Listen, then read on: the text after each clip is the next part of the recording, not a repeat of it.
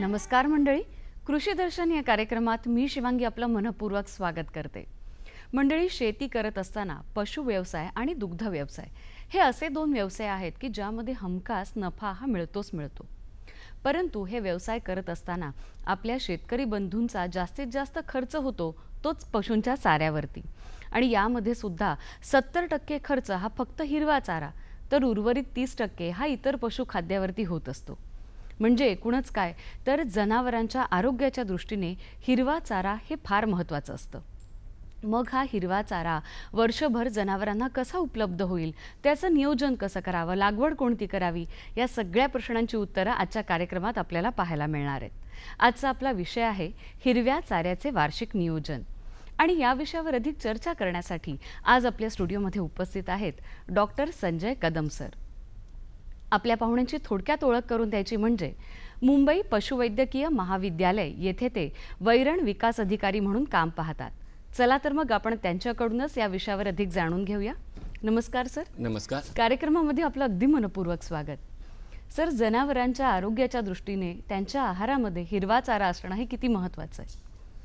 हिरवा चारा आपण जनावरांना दिल्यामुळं त्याच्यामधून आपल्याला विविध प्रकारची पोषण मूल्ये मिळतात। उदाहरणार्थ खनिज आहेत, प्रथिने आहे, कार्बोदके, आणि काही चारा पिकांमधून आपल्याला जीवनसत्वसुद्धा बऱ्याच प्रमाणात उपलब्ध होतात। आणि ड सारखी जीवनसत्व उपलब्ध होतात। दुसरा भाग असा आहे की आताच तुम्ही बोललात की पशुखाद्यावरील खर्च हा दिवसेंदिवस वाढत चालला आहे, आणि जवळजवळ 65 ते 70% हा खर्च हा पशुखाद्यावरती होत असतो। तर आपण जर फीड अँड फॉडर जर व्यवस्थित मॅनेज केलं, आपल्या जनावरांना जर आपण चाऱ्यामधून, हिरव्या चाऱ्यामधून जर आपल्याला जर हे सगळं पोषण मूल्य जर दिली, तर आपल्याला हे व्यवसाय किफायतशीर ठरतील। कारण पशुखाद्याच्या ज्या किमती आहेत त्या दिवसेंदिवस वाढत चाललेल्या आहेत, खुराकाच्या ज्या किमती आहेत त्या दिवसेंदिवस वाढत चाललेल्या आहेत, आणि त्यासाठी आपण पशुखाद्यावरील खर्च कमी करून आपण जास्तीत जास्त मोठ्या प्रमाणात जर आपण जर जनावरांना आपला हिरवा चारा जर दिला, तर मला असं वाटतं की आपण ह्या व्यवसायामध्ये आपल्याला यश मिळेल। म्हणजे पशुखाद्यावरती होणारा जो अतिरिक्त खर्च आहे तो आपण हिरवा चारा देऊन तो खर्च वाचवू शकणार आहोत। त्याचबरोबर जे जनावर आहेत त्यांचं आरोग्य देखील सुधारणार आहे। परंतु दुग्ध व्यवसाय किंवा शेळी पालन करत असताना संपूर्ण वर्षभर त्यांना हिरवा चारा द्यायचा म्हणजे त्याचं नियोजन करायला हवं, तर या नियोजनाबद्दल आपण काय सांगाल? आता समजा एखाद्या शेतकऱ्याकडे समजा 10 दुधाळ जनावरं आहेत असं आपण समजू, तर त्यासाठी आपण इतर व्यवसायामध्ये ज्या प्रकारे आपण नियोजन करत असतो, तर त्या पद्धतीनं त्यानं पूर्वनियोजन करणं गरजेचं आहे। समजा 10 त्याच्याकडे जनावरं आहेत, आपण थंब रूलनुसार त्याच्या बॉडी वेटप्रमाणे 10% त्याचे बॉडी वेट म्हणजे 250 किलो जर वजन असेल जनावराचं, तर आपण 25 किलो हिरवा चारा द्यावा असं म्हणतो। पण ऑन ॲन ॲव्हरेज 25 ते 30 किलो चारा आपण जर धरलं, 25 किलो पकडू, तर दिवसाला 10 जनावरांसाठी आपल्याला 250 किलो चारा लागेल। महिन्याला तो 30 दिवसाचा जर आपण बघितला तर 7.5 मेट्रिक टन लागेल, आणि जर वर्षाला जर 12 महिन्याने जर आपण त्याला हे केलं तर आपल्याला 90 मेट्रिक टन हिरवा चारा लागेल। मग हा 90 मेट्रिक टन चारा जर तो उपलब्ध करू शकत असेल तरच त्याने 10 जनावरं आपण तो शेतकरी ठेवू शकतो। मग ह्यासाठी 90 मेट्रिक टन चारा आपल्याला वर्षभरात आपल्याला जर प्रोड्यूस करायचा आहे, तर त्यासाठी जवळजवळ 1 हेक्टर क्षेत्र म्हणजे 2.5 एकर क्षेत्र आपल्याला आवश्यक आहे। 2.5 हेक्टर क्षेत्रातून वर्षातून आपल्याला 90 ते 100 मेट्रिक टन हिरवा चारा आपण उपलब्ध करू शकतो। आणि त्यापैकी सुद्धा तृणवर्गीय चारा पिकं, कडधान्यवर्गीय चारा पिकं ह्यांचा सुद्धा त्याने त्या पद्धतीने समावेश केला पाहिजे, जेणेकरून आपल्या जनावरांना वर्षभर सकस किंवा समतोल जो आहार म्हणतो तो आपल्या जनावरांना उपलब्ध होईल. आता हे झालं आपल्या दुधाळ जनावरा बाबतीत. शेळीपालन जर व्यवसाय जर एखादा शेतकरी करत असेल आणि त्याच्याकडे 100 शेळ्या असतील तर मगाशी म्हटल्याप्रमाणे एका शेळीला 5 किलो प्रमाणे दिवसाला त्याला 500 किलो हिरवा चारा द्यावा लागेल. गुणिले 30 दिवसासाठी आपल्याला 15 मेट्रिक टन लागेल आणि वर्षाला 180 मेट्रिक टन आपल्याला हिरवा चारा जर उपलब्ध होत असेल तर त्याने 100 शेळ्यांचं संगोपन करायला किंवा तो व्यवसाय करायला काही हरकत नाही. म्हणजे थोडंसं हे गणित जर का लक्षात घेतलं तर नियोजन अधिक सुलभ पद्धतीने होणार आहे. परंतु प्रत्येक पशूंचं जे हिरव्या चाऱ्या हे खाद्य आहे त्याचं वर्गीकरण जर का आपण केलं किंवा त्याचं प्रमाण ठरवायचं झालं तर त्याबद्दल आपण काय सांगाल? आता चारा पिकांचं जर आपण वर्गीकरण जर बघितलं तर हंगामी चारा पिकं, बहुवार्षिक चारा पिके आणि चारा वृक्ष म्हणजे आपले जसे वृक्ष वाढतात, श्रब्स म्हणतात त्याला, तर त्या पद्धतीने वाढणारी वृक्ष. जे हंगामी चारा पिकं आहेत ते विशिष्ट हंगामात येणारी पिकं आहेत. आता सध्या आपला रब्बी हंगाम चालू आहे, बरोबर. खरीप, रब्बी आणि उन्हाळी हंगामात त्याने ते नियोजन करणं गरजेचं आहे. त्याला हंगामी चारा पिकं मिळतो. त्या हंगामी चारा पिकामध्ये सुद्धा तृणवर्गीय चारा पिकं म्हणजे मका आहे, ज्वारी आहे, बाजरी आहे, ओट आहे, ह्यांना आपण म्हणतो हंगामी चारा पिकं, विशिष्ट हंगामात येणारी चारा पिकं. याच्यामध्ये बहुवार्षिक तृणवर्गीय जे आहेत त्याच्यामध्ये नेपियर गवत आहे, संकरित नेपियर गवत आहे, नंतर प्यारा आहे, गिनी, अशा पद्धतीची जी गवत आहेत बहुवार्षिक. म्हणजे एकदा त्याची लागवड केली की आपल्याला जवळजवळ सतत वर्षभर 4 ते 5 वर्ष आपल्याला सतत त्याच्यापासून हिरवा चारा मिळतो. हे झालं हंगामी चारा पिकांचं तृणवर्गीय. तसंच द्विदलवर्गीय जी चारा पिकं आहेत, जी कडधान्यवर्गीय चारा पिकं आहेत, त्याच्यामध्ये सुद्धा हंगामी आणि बहुवार्षिक असे 2 प्रकार आहेत. हंगामीमध्ये आपण चवळी घेतो, वाल घेतो, राईस बीन घेतो, हंगामात येणारे विशिष्ट हंगामातच येऊ शकतात. आणि बहुवार्षिक जे द्विदलवर्गीय किंवा कडधान्यवर्गीय चारा पिकं आहेत त्याच्यामध्ये लसूण घास आहे, बरशीम आहे, स्टायलोसॅन्थस म्हणून एक आहे, स्टायलो म्हणतात त्याला गवत. म्हणजे त्याच्यापासून आपल्याला सतत आपल्याला हिरवा चारा 4-5 वर्ष मिळू शकतो. म्हणजे मगाशीच आपण म्हटलो की एखाद्या शेतकऱ्याला जर त्याची जर रिक्वायरमेंट फुलफिल करायचं असेल तर त्यांनी ते जे क्षेत्र जे लागणार आहे, म्हणजे मगाशी आपण शाळेच्या बाबतीत बघितलं की 4.5 म्हणजे काय एकर्स जमीन लागेल आणि त्या ठिकाणी 2.5 एकर जमीन लागेल 10 दुधाळ जनावरांसाठी. तर ते क्षेत्र त्याने ते डिव्हाइड करून, म्हणजे जर त्याच्या हवामानानुसार जर त्या ठिकाणी समजा संकरित नेपियर येत असेल आणि 4-5 वर्ष सतत चारा जर मिळत असेल तर त्यातलं काही क्षेत्र ते संकरित नेपियरसाठी ठेवायचं. आणि लसूण गवत हे मी सांगितलं द्विदलवर्गीय आहे, प्रथिनयुक्त चारा आहे, त्याच्यापासून आपल्याला मिळतो. तर त्यासाठी त्याने ते क्षेत्र डिव्हाइड करून त्याच्यामध्ये तो सतत चारा दोघांचाही मिक्सचर करून आपण जर जनावरांना खाद्य दिलं तर जनावरांना आपल्याला कर्बोदके मिळतील, कार्बोहायड्रेट्स मिळतील, चांगले म्हणजे एनर्जी सोर्स म्हणतात, आणि प्रथिनं मिळतील, खनिजं मिळतील, जीवनसत्व मिळतील. असं जर आपण सकस जर हिरवा चारा जर जनावरांना वर्षभर जर दिला तर मला असं वाटत नाही की त्यांना तो धंदा परवडणार नाही. नक्कीच, कारण जितका उत्तम प्रतीचा चारा आपले शेतकरी बंधू जनावरांना खाऊ घालणार आहेत तितक्याच उत्तम प्रतीचं उत्पादन देखील त्यांना पशूंकडून प्राप्त होणार आहे. त्याचबरोबर आपण जर का तृणवर्गीय चाऱ्याबद्दल फक्त बोलायचं ठरवलं तर कोणते वाण आहेत किंवा त्याची लागवड कशी करावी? हां, आता तृणवर्गीय मगाशी म्हटलो की हंगामी जी चारा पिकं आहेत त्याच्यामध्ये मका आहे. मक्यासारखं जर पीक घ्यायचं असेल तर त्यांनी आफ्रिकन टॉल ही उंच वाढणारी, जवळजवळ 6 फूट उंच वाढणारी आणि जवळजवळ 55 मेट्रिक टन आपल्याला हेक्टरी उत्पादन देणारी जात निवडावी. त्याचं जे हे आहे काय लागवड आहे ते 30 सेंटीमीटर अंतरावरती ओळीत करणं गरजेचं आहे. तिन्ही हंगामात ते आपल्याला पीक घेता येईल. म्हणजे आता ह्या रब्बीमध्ये सुद्धा घेता येईल, उन्हाळ्या हंगामामध्ये घेता येईल, आणि ज्या ठिकाणी पर्जन्यमान समजा नेमकाच आहे त्या ठिकाणी खरीप हंगामात सुद्धा ते मका हे पीक घेता येईल. मका पिकाची कापणी सध्या सगळ्यात महत्त्वाचं आहे.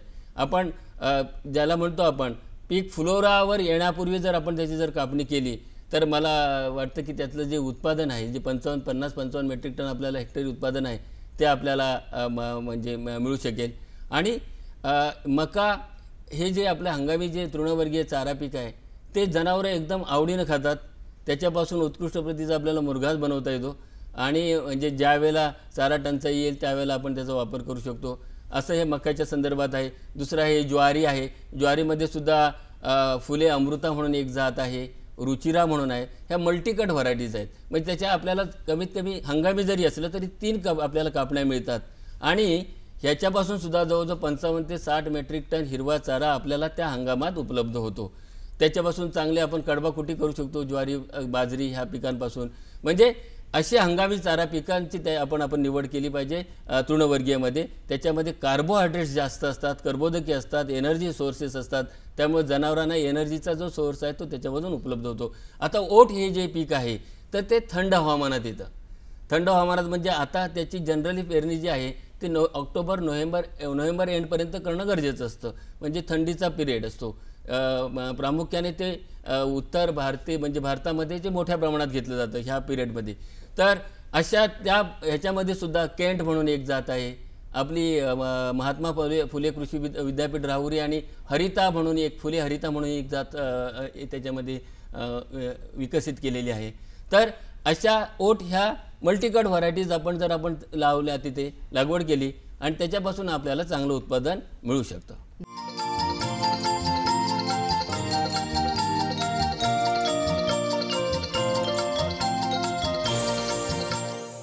तृणवर्गीय चारा, बहुवार्षिक असा चारा उपलब्ध होईल अशा पिकांबद्दल आपण काय सांगाल? आता अलीकडे हे जे बहुवार्षिक जे गवतवर्गीय किंवा तृणवर्गीय म्हणू आपण त्याला, तर त्याच्यामध्ये संकरित नेपियर अलीकडे म्हणजे खूप त्याच्याबद्दल बोललं जातं. संकरित नेपियर म्हणजे नेपियर आणि जे बाजरा आहे त्यांचं संकर केलेले आहे आणि ते पीक आपले विकसित केलेल्या जाती आहेत. त्याच्यामध्ये अलीकडे यशवंत, जयवंत, फुले गुणवंत म्हणून सुद्धा महात्मा फुले कृषी विद्यापीठ राहुरी यांनी विकसित केलेल्या ह्या सगळ्या जाती आहेत.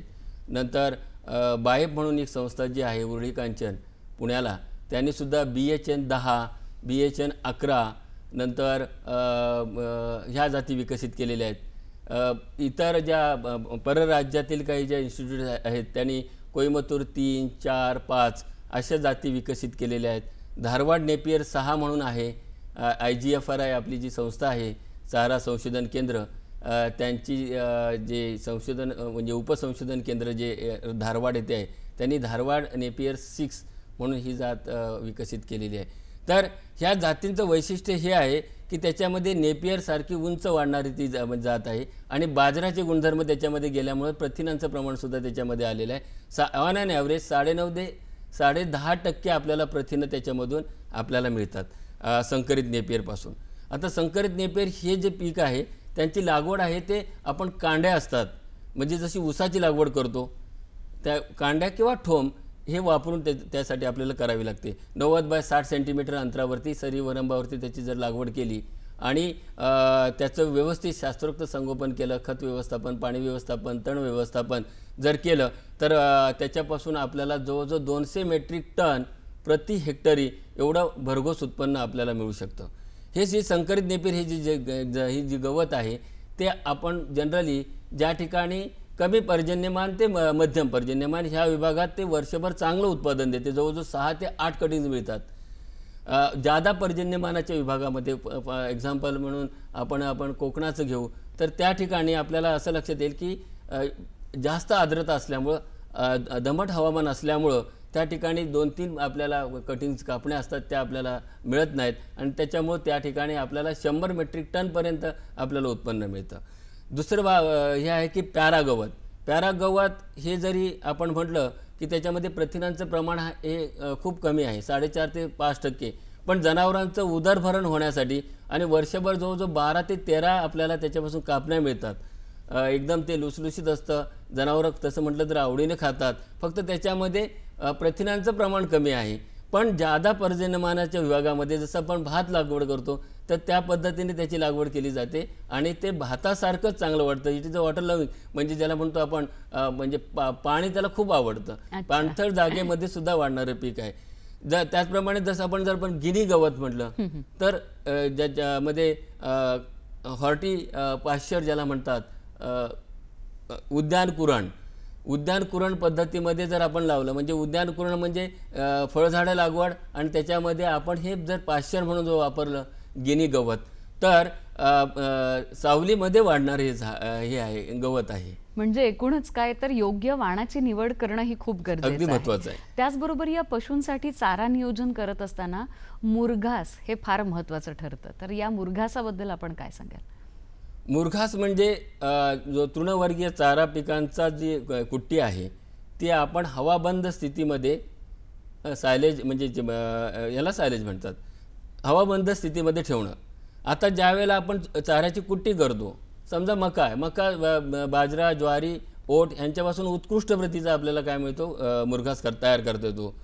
इव्हन तुमची आता जी तृणवर्गीय चारा पिकं मी सांगितली, संकरित नेपेरसुद्धा त्याच्यामध्ये कार्बोहायड्रेट्स आणि प्रथिनांचं प्रमाण आहे, तर त्यामुळे त्याच्यापासून आपल्याला चांगल्या पद्धतीचा मुरघास बनवता येईल.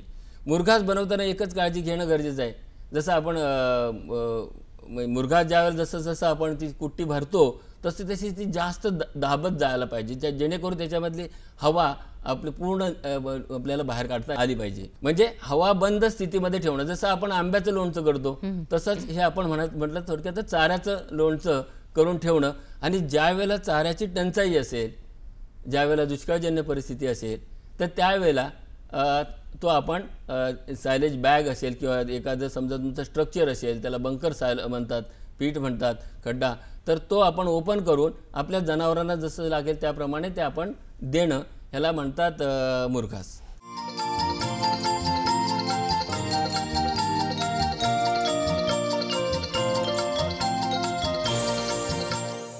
कडधान्य वर्गीय चाऱ्याची जर का लागवड करायची झाली तर त्याबद्दल आपण काय सांगाल? कडधान्य वर्गीयमध्ये सुद्धा हंगामी कडधान्य वर्गीय चारा पिकं आणि बहुवार्षिक चारा पिकं आहेत. तर हंगामी ह्याच्यामध्ये चवळी आहे आणि राईस बीन ही सध्या महत्त्वाची हंगामी चारा पिकं आहेत. चवळीमध्ये कोकण चारा नंबर 1 डॉक्टर बाळासाहेब सावंत कोकण कृषी विद्यापीठ दापोली यांनी विकसित केलेली ही जात आहे. आणि म्हणजे चाऱ्यासाठी ती विकसित केलेली जात आहे. श्वेता आहे, EC 4216, रशियन जायंट, म्हणजे यापैकी जी उपलब्ध होईल ती जात शेतकऱ्याने त्याची लागवड करणं गरजेचं आहे. त्याची जी पेरणी आहे ती 30 बाय 15 सेंटीमीटर अंतरावरती करावी. म्हणजे ओळीतलं अंतर 30 सेंटीमीटर आणि 2 रोपातलं अंतर 15 सेंटीमीटर याची काळजी घ्यावी. तिन्ही हंगामात हे चवळी ही पीक घेता येतं. परंतु जास्त पर्जन्यमानाच्या भागामध्ये, जसं मगाशीच मी म्हटलो की त्या ठिकाणी दमट हवामान असतं, पाणथळ जागा असते, तर त्या ठिकाणी मग रोग आणि किडींचा वगैरे प्रादुर्भाव होतो. स्पेशली पावडरी मिल्डू, भुरीजन्य जो रोग आहे तो आपल्याला त्या ठिकाणी दिसून येतो. आणि त्यासाठी ह्या रब्बी हंगामामध्ये किंवा उन्हाळी हंगामामध्ये चवळी पिकांची आपण लागवड करू शकतो. ह्याच्यामधून आपली जी कापणी जी आहे ती 65 ते 70 दिवसानंतर, पेरणीनंतर एकच आपल्याला त्याच्यापासून कापणी मिळते. आणि त्याच्यापासून एक जवळजवळ आपल्याला 20 ते 25 मेट्रिक टन प्रति हेक्टरी उत्पन्न कमी मिळतं. आपल्याला उत्पादन जरी कमी मिळत असलं तरी हा चारा आहे, हा पौष्टिक चारा आहे. जवळजवळ ह्याच्यामध्ये 16 ते 17% प्रथिनांचं प्रमाण आहे. त्याचप्रमाणे राईस बीन हे जे पीक आहे ते आपण इव्हन भाताच्या मध्येच आंतरपीकसुद्धा म्हणून घेऊ शकतो. राईस बीन हे सुद्धा कडधान्य वर्गीय आहे, द्विदल वर्गीय आहे. त्याचंसुद्धा जे संगोपन आहे ते जास्त आपल्याला जास्त खर्चिक नाही आहे. ते खताची मात्रासुद्धा कमी द्यावी लागते. आणि त्यामुळं याच्यापासून सुद्धा आपल्याला जवळजवळ 15 ते 20 मेट्रिक टन हिरवा चारा आपल्याला एकच कापणी मिळते. ह्याचं एक वैशिष्ट्य आहे की ह्याच्यापासून एकच हंगामी चारा पिकापासून जनरली आपल्याला एकच कापणी मिळते. काही ठिकाणी आपल्याला मल्टीकट व्हरायटीज आहेत, त्याच्यापासून 3 आपल्याला कटिंग्ज मिळतात. तर ही झाली आपल्या हंगामी कडधान्य वर्गीय चारा पिकाबद्दल. बहुवार्षिक चारा पिकांबद्दल बोलायचं तर लसूण घासला चारा पिकांचा राजा असं म्हणतात. ह्याच्यामध्ये प्रथिनांचं प्रमाण 18 ते 20% आहे. ह्याचं बियाणं जे आहे लसूण घासचं हे जरा महागडं आहे. याच्यामध्ये प्रामुख्याने आपल्या NDRI सिलेक्शन, नंतर आनंद, शिरसा 1 अशा जातीपैकी एका जातीची आपण निवड करून आपण लागवड करणं गरजेचं आहे. हे बहुवार्षिक असल्यामुळं जवळजवळ आपण मगाशीच बोललो की 3 ते 4 वर्ष आपल्याला सततचा चारा आपल्याला ह्या पिकापासून आपल्याला मिळू शकतो. ह्याची जी पहिली जी कापणी आहे ती साधारण 70 ते 75 दिवसांनी करावी. आणि नंतरच्या ज्या कापण्या आहेत, सबसिक्वेंट कटिंग ज्या आहेत, त्या आपण एक साधारण 35 ते 40 दिवसांनी करावी. वर्षभरात आपल्याला 6 ते 8 कटिंग्ज मिळतात. आणि त्यापासून 70 ते 80 मेट्रिक टन एवढा आपल्याला हिरवा चारा या लसूण घास ह्याच्या पिकापासून मिळतो. दुसरा आहे बरसीम. बरसीमसुद्धा लसूण घासच सारखंच दिसतं दिसायला वगैरे, लसूण म्हणजे बरसीम, आणि त्याचीसुद्धा लागवड जी आहे, जसं लसूण घासची लागवड आपण करतो त्याच पद्धतीने बरसीम या पिकाची लागवड केली जाते. ह्याचीसुद्धा जी लागवड आहे ती साधारण ऑक्टोबर-नोव्हेंबरमध्ये ज्यावेळेला थंडीचा कालावधी असतो त्यावेळेला करणं गरजेचं आहे. आणि ह्याच्यापासून जवळजवळ वर्षभरातसुद्धा 6 ते 8 कटिंग्स मिळून आपल्याला 70 ते 80 टन प्रति हेक्टरी आपल्याला हिरवा चारा उपलब्ध प्राप्त होऊ शकतो. सर, अगदी जाता जाता आपल्या शेतकरी बंधूंना आपण काय संदेश द्या? चारा पिकाचं नियोजन करणं, जसं आपण इतर व्यवसायामध्ये आपण जसं नियोजन करतो, कोणताही व्यवसाय करतो, बरेचसे बहुतांशी जे शेतकरी आहेत ते काय करतात की बरेचसे आपण जसं ॲनिमल्स आहेत, आता समजा मला 10 एक म्हशी ठेवायच्या आहेत, तर त्याची एका म्हशीची किंमत समजा 1 लाख रुपये असेल तर 10 लाख रुपये माझी तिथे इन्व्हेस्टमेंट होणार आहे. पण ज्यावेळेला आपण आणतो आणि त्याच्यानंतर मग जे नियोजन करतात, तर माझे शेतकरी बांधवांना एक विनंती आहे की त्यांनी हे सगळा व्यवसाय सुरू करण्यापूर्वीच आपल्याकडे तेवढं क्षेत्र आहे का, तेवढी सिंचन सुविधा आहे का, ह्याचा आपण त्यांनी अभ्यास केला पाहिजे. वर्षभरात आपल्याला किती जनावरं ठेवणार आहेत, त्यासाठी किती चारा लागणार आहे, मगाशी सांगितल्याप्रमाणे एक कॅल्क्युलेशन करणं गरजेचं आहे. आणि त्या पद्धतीने जर आपण नियोजन केलं तर मला सर वाटतं की त्याच्यामध्ये आपल्याला काहीच म्हणजे अडचणी भासणार नाही. एवढंच मी सांगू इच्छितो. सर, आज आपण आमच्या स्टुडिओमध्ये आलात, अत्यंत मोलाची अशी माहिती दिली, याबद्दल आपले मनपूर्वक आभार.